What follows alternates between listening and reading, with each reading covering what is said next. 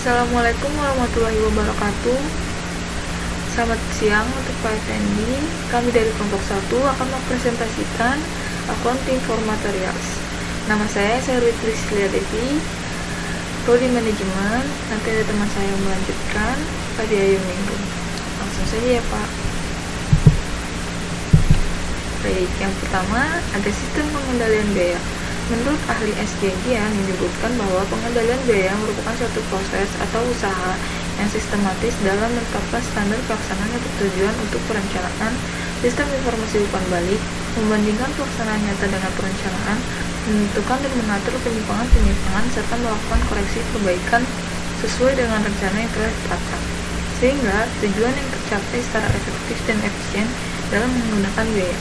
Selanjutnya, fungsi utama dari sistem pengendalian biaya adalah menjaga pengeluaran dalam batas-batas rencana yang diperkirakan sebelumnya.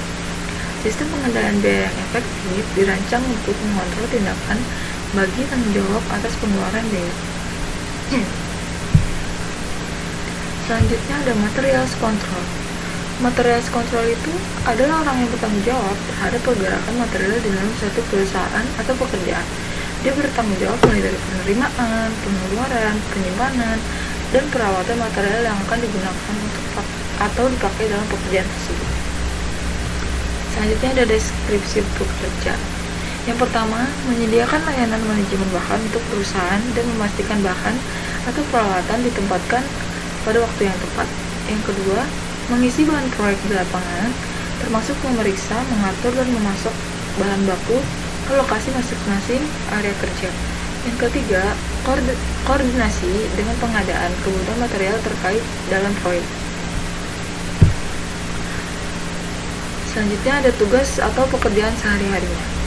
Yang pertama, mengatur pengiriman dan penerimaan barang dan material. Yang kedua, memastikan bahan atau peralatan memiliki sertifikasi yang disyaratkan. Yang ketiga, pastikan personil mengetahui pengiriman barang dan gudang yang dialokasikan untuk barang pada saat kedatangan. Yang keempat, hubungi pemasok untuk memastikan bahan atau barang yang dikirimkan pada tepat waktu untuk memenuhi kebutuhan bisnis atau proyek. Yang kelima, mempersiapkan laporan penerimaan dan pengiriman bahan dan kinerja pemasok. Yang keenam, berfungsi sebagai focal point bagi pemasok departemen internal. Dan yang ketujuh, menjaga sistem manajemen material. Yang terakhir, mengumpulkan pesanan pembelian yang tidak dikirim dari tim pembelian dan dokumen ekspedisi dari tim expeditor, minutes of netting, manufaktur, dan jadwal pengiriman.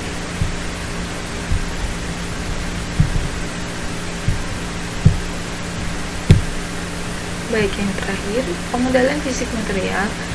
Yang pertama, apa sih pengendalian fisik material itu? Pengendalian fisik material berhubungan dengan penjagaan aset dan memastikan ketepatan dan realitas catatan akuntansi. Hampir semua perusahaan memerlukan pengendalian fisik atas aktiva untuk mencegah penyalahgunaan pencurian, penggunaan gudang yang terpisah-pisah dengan akses terbatas untuk bahan baku, barang dalam proses, dan barang jadi. Baik, ini adalah penilaian pengendalian internal.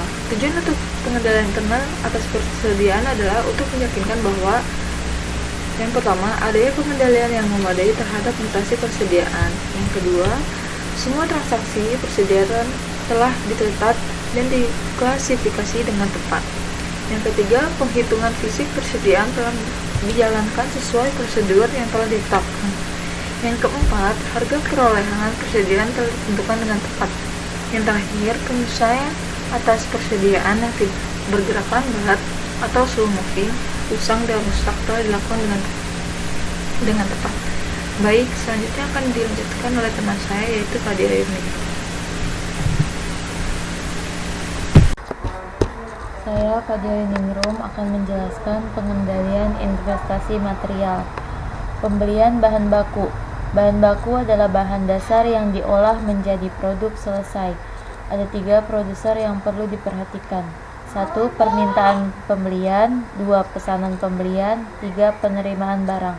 Lalu ada dua aspek dasar pengendalian material, yaitu 1. Titik pemesanan atau bisa disebut order point, 2. Kuantitas pemesanan ekonomis (EOQ). Selanjutnya, economic order quantity, yaitu untuk meminimalkan total biaya persediaan. Biaya penting adalah biaya pemesanan, biaya penempatan order, dan biaya membawa atau memegang unit persediaan dalam persediaan. Contoh rumus perhitungan economic order quantity. P sama dengan harga beli per unit. Yang harus diketahui adalah P merupakan harga dari setiap unit, bukan harga total dari pembelian barang yang ada. Meminimalkan total pesanan dan biaya angkut selama periode waktu tertentu. 1. Order cost atau biaya pemesanan, pembelian, penerimaan, dan upah inspeksi, akuntansi, dan perekaman catatan.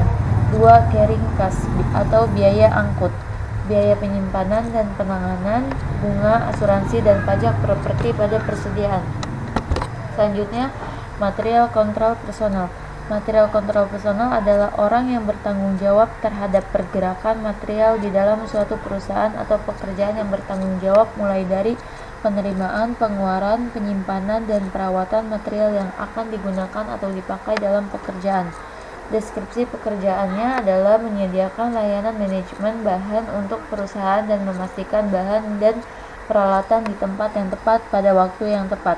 Tugas atau pekerjaannya adalah mengatur pengiriman dan penerimaan barang dan material, mempersiapkan laporan penerimaan dan pengiriman bahan dan kinerja pemasok. Itu saja dari kelompok kami. Bila ada kekurangan mohon dimaafkan. Sekian, terima kasih. Wassalamualaikum warahmatullahi wabarakatuh.